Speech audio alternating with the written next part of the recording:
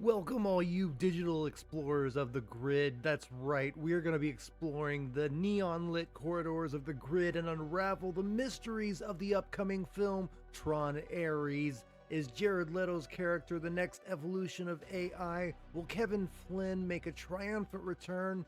And what will happen to Sam and Cora after Tron Legacy? What happened to them? This is going to take place about 10 years later, so who knows? We're going to speculate on that. Stick around, and I'm going to have a few speculations and theories I'm going to throw out there at you. Comment down below, let me know what you think, and we're going to get into it.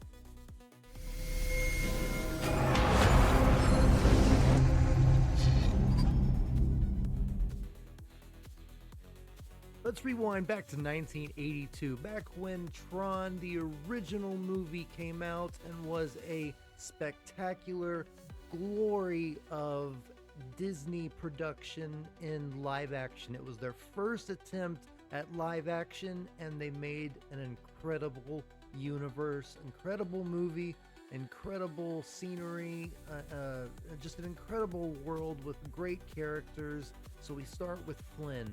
He is the creator of a game called Space Paranoids. He owns Flynn's Arcade, and he made this game called Space Paranoids. And he lost the rights to them. He didn't get any of the money for it. Incom, the company that took over the Space Paranoids, and ended up erasing Flynn from the code and basically taking complete control over that property. Kevin Flynn, Jeff Daniels Jeff Bridges is trying to, Jeff Daniels, Dumb and Dumber, is trying to find the code that was erased to prove that he owns the rights and created Space Paranoids. But what he finds is something a little deeper and a little darker than he was ever attempting to look for. And what he ends up finding is the Master Control Program, which Dillinger, the president of Incom, is under the control of, either by manipulation or just because he's evil. There's lots of different, there's a conglomeration of reasons why Dillinger is working for the Master Control Program, but a lot of it has to do with the fact that he is being blackmailed. And yeah, he's an evil guy. There's no two ways about it. He is an evil guy, and he has his own agenda when it comes to Incom and what he wants to do with the program. Money, basically. Money and power. What do all men want? More, especially evil men, more money and more power. No matter how much you have, you can never have too much. Will Flynn be making a triumphant return in this movie, Tron Aries? Maybe. We will see. I do hear his voice in the trailer, but we're going to get into that a little bit later. I want to explain just a little bit about the history of Tron. And like I said, as Flynn is going and looking for the source code to find the proof that he made Space Paranoids, he uncovers the Master Control Program. And the Master Control Program sees that there is a hacker in the system that is going to find out what is the truth behind Incom and the Master Control Program's existence and what they are planning, what the Master Control Program is planning. Think of Skynet. They're about the same, but Master Control Program is literally not only trying to destroy all humanity, but just destroy the Earth in general. Whereas Skynet, they're trying to use the means of the Earth for their own benefit. So think of the Master Control Program as just trying to take over the entirety of the world. And yeah. So what ends up happening is the Master Control Program uses a laser that they had that digitizes people, and he digitized Flynn and brought him into the grid. And in the grid, he is trying to figure out what's going on. He's like, what the hell am I doing? Where am I? What is all of this? And he comes across Tron. Tron is a program that Alan had built, which is Flynn's friend in real life, and it's a security program because Alan and Flynn and I forgot the woman's name, but they all knew that there was something fishy going on in Incom, and Tron was built to seek out the the bad parts of the program and basically destroy it and make the system a clean system. So Tron is out there fighting for the users, and the users are Flynn. They're human beings, basically. There's programs and there's users. And we have Flynn, who is a user, and programs have never seen users before. So when Flynn gets in there, Tron and Flynn, they become friends, they team up, and eventually Tron figures out that Flynn is a user, and he realizes that he needs to fight for this person, this entity that can basically rewrite code and do all sorts of things that other programs cannot do. So in the end, they go to the portal that is connecting the grid to the human worlds, Earth, and the Master Control Program and Sark. Sark is a program that works for the Master Control Program, are trying to prevent Tron and Flynn from doing what they are trying to do and get this out. Because in the real world, Flynn can just have a couple keystrokes and delete Master Control Program, but inside the program, Master Control has the control, no pun intended. But luckily, the film ends in a very great climax where Tron defeats the Master Control Program with Flynn's help. When Flynn jumps into the Master Control head, if you want to put it like that, and gives Tron a chance to throw his identity disc through the empty spots and hit the Master Control Program, deleting it apparently. But as we will see, it might not be deleted like we thought. So the film ends, and Flynn comes back to the real world, and we get a happy ending, and it's all good.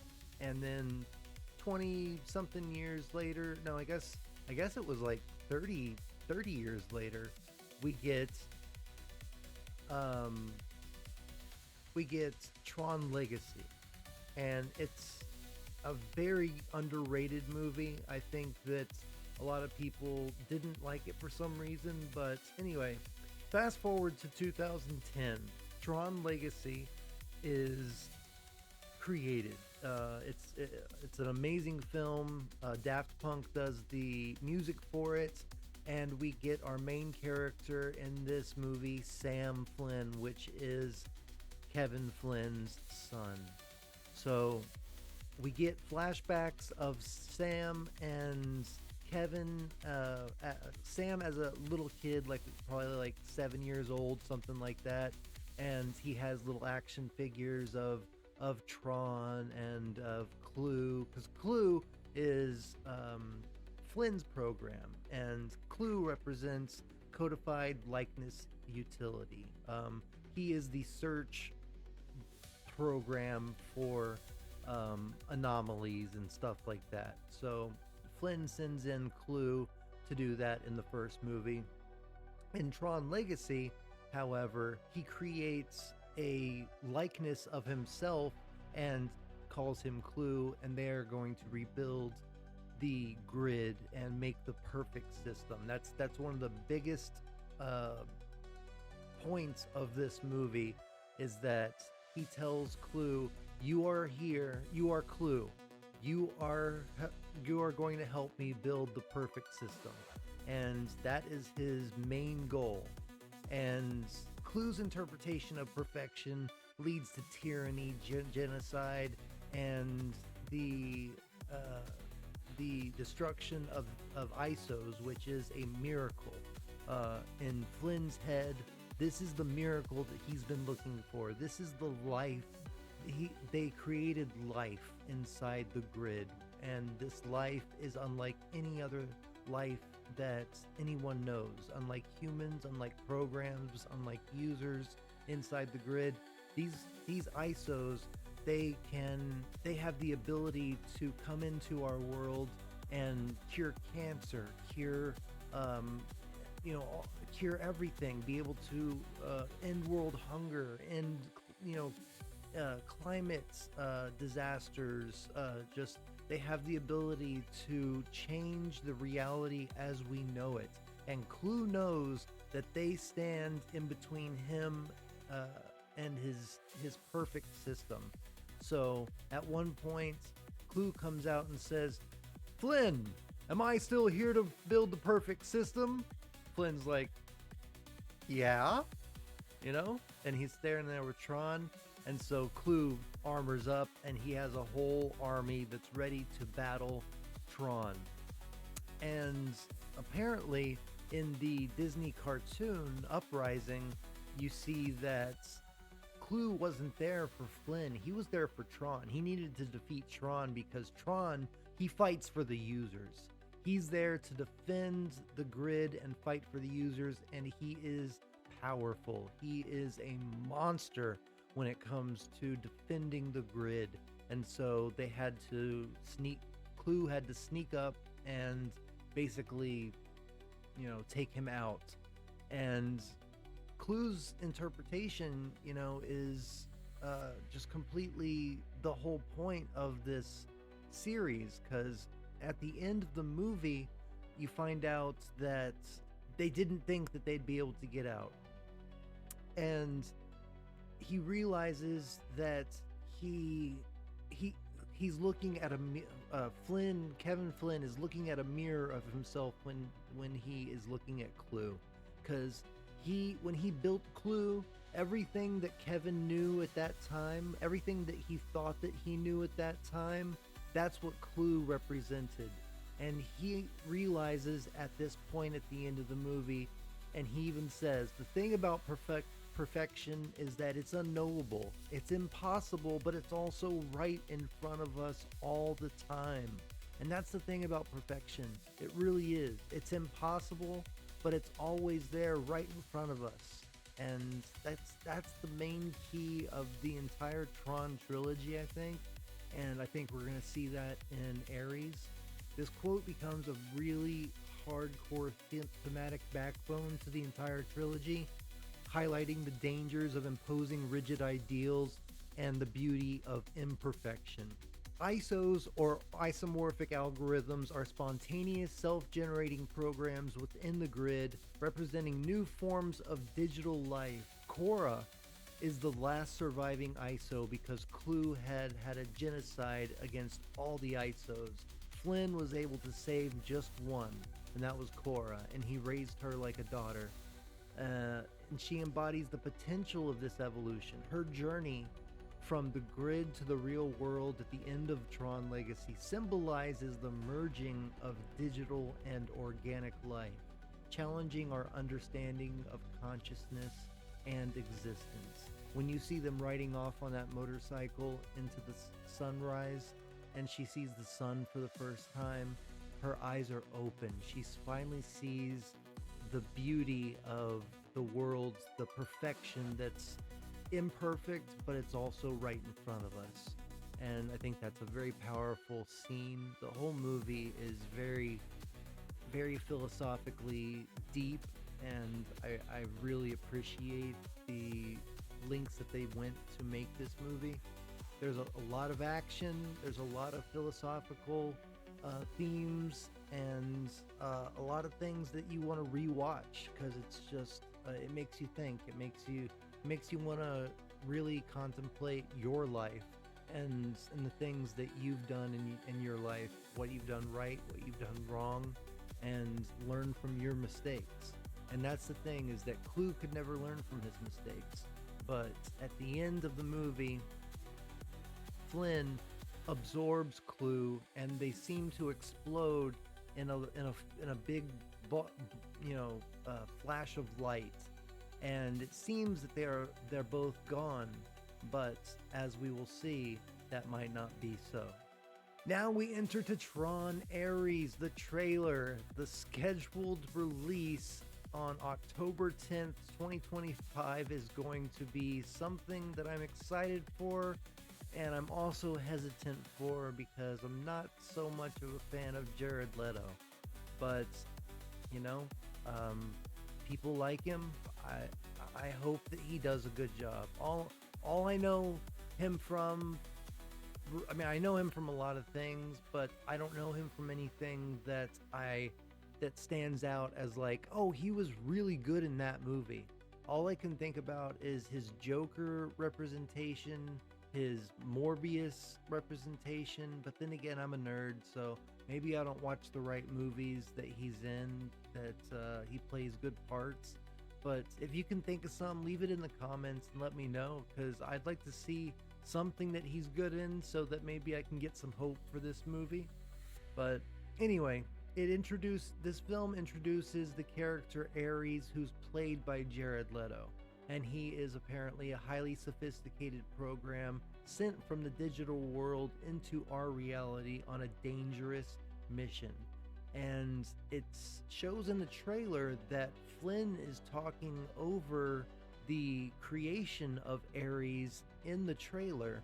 So I'm wondering if that's actually Flynn, or maybe it's the Master Control program coming back. Because in Tron Legacy, there's Easter eggs in there that Clue did send a message to Sam Flynn to come to Flynn's arcade to be digitized to come to the grid, but it says end of line, which indicates to me that that was from the Master Control program. Yeah, it might have been a message sent from Clue to the Master Control program, but I believe the Master Control program is back and has been back for a while, since Clue and everybody are turning, their lights are turning red again, which represented the Master Control program. Anyway, this highly sophisticated program, Aries, is on a dangerous mission, and in this movie, directed by Joachim Ronning, describes Aries as a character who wants to be a real boy, drawing parallels to Pinocchio, obviously, on his quest for humanity. This inversion brings a program into the real world and raises profound questions about identity and purpose and the essence of being in general, which I think all ties around to perfection. Aries is trying to find a way to become a real person, but again, perfection isn't always what we imagine it to be. Perfection is not knowable, it's not attainable by humans, or as far as I know, programs or ISOs. But it's always there right in front of us if we see it. If we want to see it hard enough, perfection is always right there. So I'm anxious to see what this movie is all about and what happens, what Aries represents. Is he the villain? Is he a anti-hero? Is he a character that is misguided by the Master Control program and will turn it out to be Tron or something? Maybe, I would love to see Tron come back. I would love to see Tron come back. I mean, the movie is named Tron. Tron Aries, Tron Legacy, and Tron. This is all about Tron, the security program that keeps the grid safe. He fights for the users. In this movie, though, they are coming to the real world. The grid has found a way to be able to travel into the real world, and not just the programs in the grid, but the grid itself is taking over the real world. So leave your comments below. Let me know what you think about these characters. who's going to be in this movie, who's going to be the hero, who's going to be the villain. Is the Master Control program going to come back and kick some ass and take over the world? Or is Flynn going to come back and fight the Master Control program with Tron, and we'll have a happy ending with Korra and the ISOs saving humanity? And I hope that this movie really fulfills that theme and really ingrains it into the viewers in a good way, in a way that people can appreciate it and hold on to it in their hearts, because I think that that's a huge aspect of just life in general that people need to hold on to and humble themselves to understand that. And with that, I will say thank you for being here. Thank you for joining us in this exploration into the Tron universe. If this journey has sparked your curiosity, do not forget to like, subscribe, hit the notification bell, and leave a comment underneath on this video. It helps the algorithm on this channel so much, and I would greatly appreciate any support that you would give. Share this video, and I hope you enjoyed it. Share your thoughts in the comments, and what are your theories about Tron Aries in general? The characters, is Flynn going to be back? All that stuff.